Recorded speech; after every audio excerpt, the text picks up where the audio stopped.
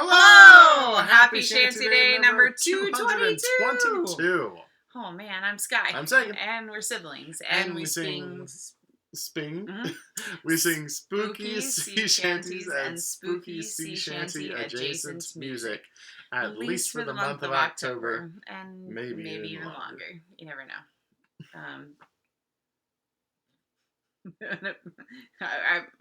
I went to try to say spooky, and before I got to the actual spooky soup shanties. No.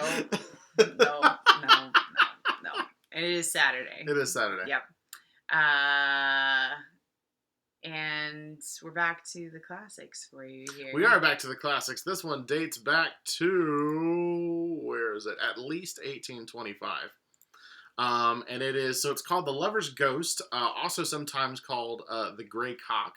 And there are multiple versions of this song, a lot of different versions, some of which are supernatural, some of which are not. This one is supernatural, of course. Of course. That sort of fall under the greater genre of a night, what's called a night visiting ballad, which is basically the story remains the same. Is that one part of the couple is sleeping, the other one shows up, and then the one who shows up has to go away whenever the sun rises or the cock crows, something like that.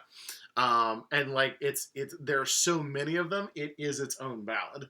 It is its own like sort of subgenre of folk song. Again, some which are supernatural, as we've done with the Lady Margaret and Sweet William songs. Right. That have them show up in the middle of the night. It's like, hey, I'm dead, but like, yeah.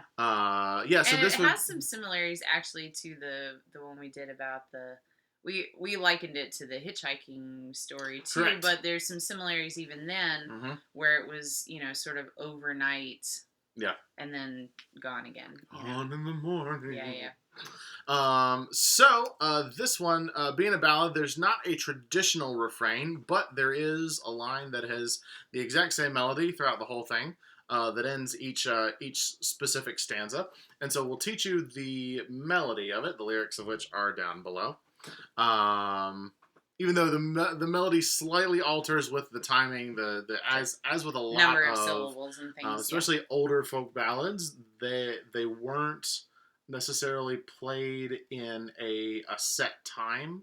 They're much more because they're conversational, storytelling, and they, a lot of it depended on whoever the singer was and who that person had learned it from, and the music that they'd grown up with, and again, sort of that folk tradition where it it comes from the individual singers and their musical experiences and who they learn things from, and so much of it is passed down through oral tradition rather than writing things down in this time signature or this whatever, right? So, yeah. But yeah, meant to be storytelling like.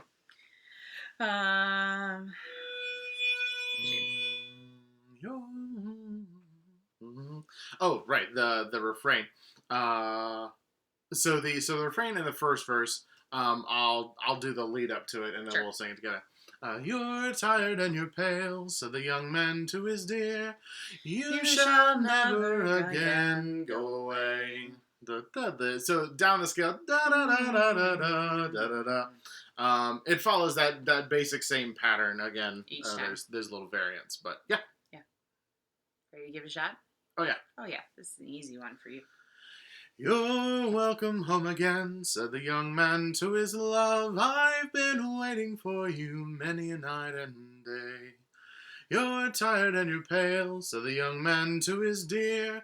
You shall never again go away. I must go away, she said, when the little cock do crow, for here they will not let me stay. Oh, but if I had my wish, oh, my dearest, dearest dear, this night should be never, never day. Oh, pretty little cock, oh, you handsome little cock, I pray you do not crow before the day. And your wings shall be made of the very beaten gold, and your beak of the silver so gray. But oh, this little cock, this handsome little cock, it crew out a full hour too soon. It's time I should depart, oh my dearest dear, she said, for it's now the going down of the moon. And where is your bed, my dearest love, he said, and where are your white holland sheets and handkerchiefs? And where are the maids, oh my darling dear, he said, that wait upon you whilst you are asleep? The clay, it is my bed, my dearest dear, she said, the shroud is my white holland sheet. And the worms and creeping things are my servants dear, she said, that wait upon me whilst I am asleep. Spooky. Yeah. Yeah. Neat. Mm-hmm. Yeah, I like it. Yeah, very, you can feel the sort of the storytelling, how easily that moves from just spoken storytelling to, something with some melodic material to it. Stupid bird. Yeah, I know. Those early rising there were roosters. Chickens. We had our end of our I know. At the end of our very abbreviated marching band season, we were very lucky to. There were chickens at the house next to the field. Oh. And they were crowing. Like chickens in a tent. No, and they were crowing. Yeah. In the middle of the day, which was weird, but whatever. It's fine. Everyone's sleep cycle's messed up. It's daylight savings time. I guess so, yeah. And tonight is fall back. Yep. Too, so you get an extra hour for shantying tonight. Or spooky storytelling, or whatever you're doing. And so don't forget to change your clocks. Yep. Yeah. I don't know. That's all I got. All right. Longest John's Halloween stream. Voting, do it. We're going tomorrow. And for early voting, so get out there and do it. And yeah, I guess be safe. We love you, and we'll see you again tomorrow. Bye.